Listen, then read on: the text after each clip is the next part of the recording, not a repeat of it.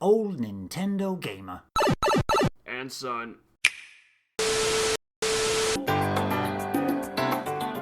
Greg, you partook of that Discord madness and bought a specific game that we all bought, and Mark DeRose is sitting on the fence there. You might have put Mark DeRose off. Did Mark buy it? I think he's bought it already. Oh, he's bought it, is he? All right, so Excellent. so we all got it, and we have been partaking of this wonderful street racing game. Have you been enjoying it? Wonderful. Is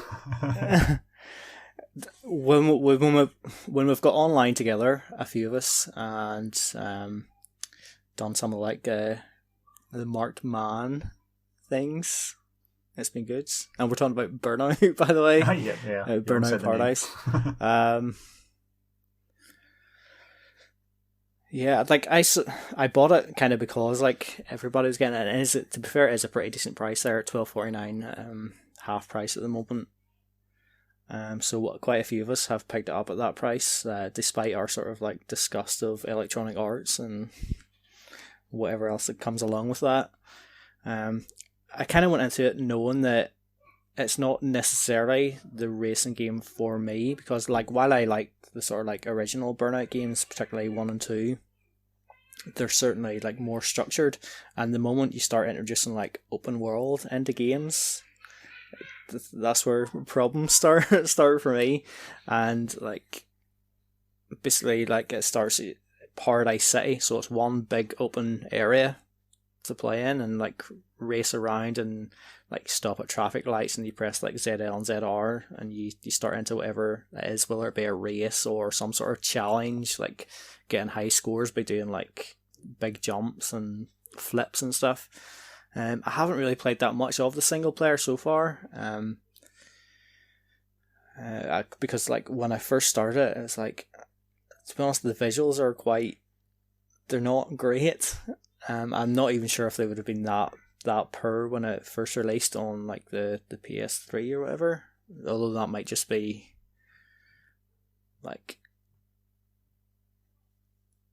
what's the word I'm looking for? It's rose tinted glasses. Yeah.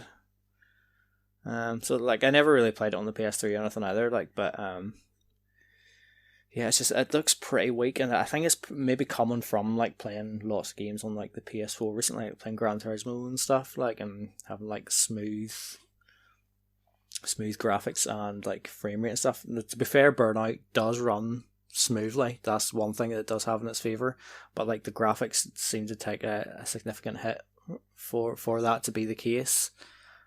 Even when you're playing it handheld or TV, it still doesn't look great, and handheld playing it on the small screen, it can you do get used to it a bit, but it can be difficult to sort of see clearly where to go in front of you, especially when you're going at speed. And that's sort of alleviated a wee bit by the fact that there's barely any traffic on the roads. And in one way, that's a good thing, because you're not crashing every couple of seconds. But at the same time, if we're online racing each other, if somebody doesn't crash in the front, they might have if they know where they're going and stuff, it could be a pretty straightforward race for them where there's not having to dodge lots of traffic and stuff.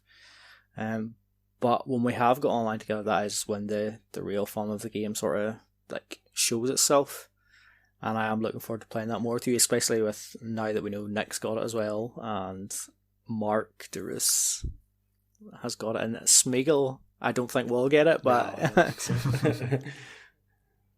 but yeah, it's you can play 8 players online in a group, and then I haven't set up a room myself, so I'm not sure what all the options are, but I know Dazzy B has been setting up different challenges and stuff for us to do, or setting different courses for us to race on.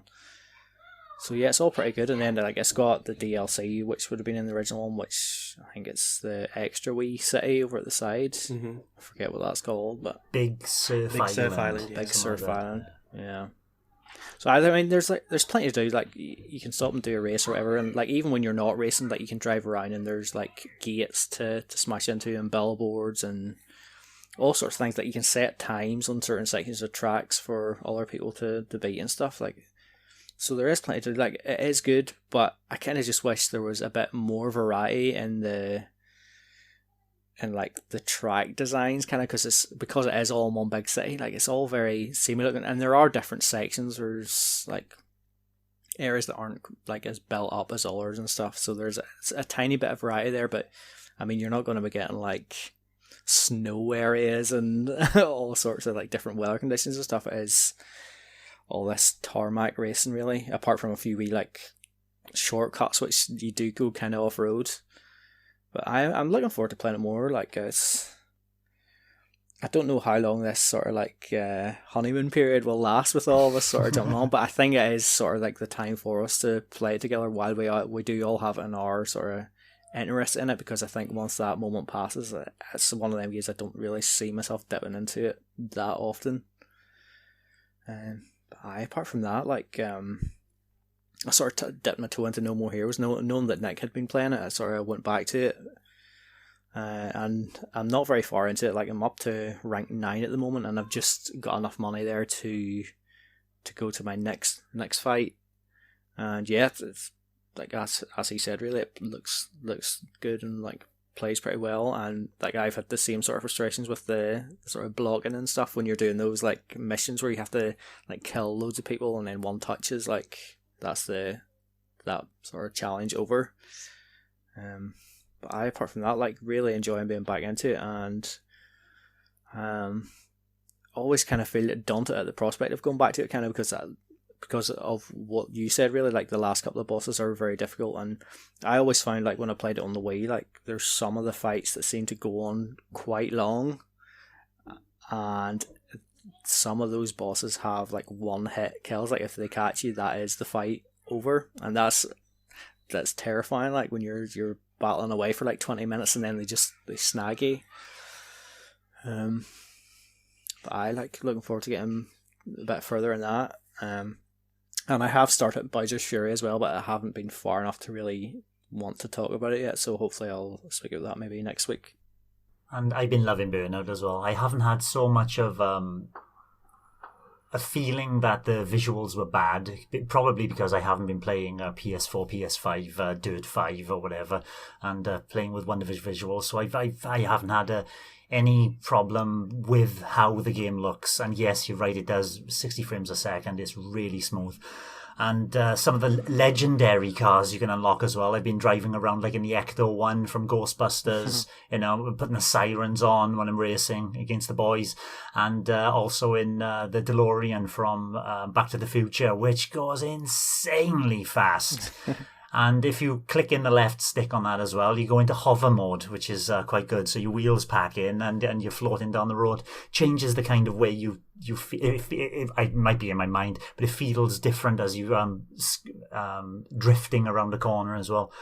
But like you say, online is a hell of a lot of fun. While Dazzy B pulls over to the side. To choose like that sometimes. He pulls over the side. He's choosing the next race or the next event for us to do. Now, if we snag him, he'll for some reason it pushes him out and he gets annoyed. And then so there's me and Greg just taking each other down, basically, just having a laugh like teenagers. It's a wonderful stuff online, and I'm looking forward to a lot more of it, hopefully. Thanks for watching, and don't forget to hit the subscribe button and give us a like if you've enjoyed our content. You can also check out our other great content on Twitter, Facebook, Instagram, and the N-E Café podcast from all good podcast providers. Just follow the links in the description below.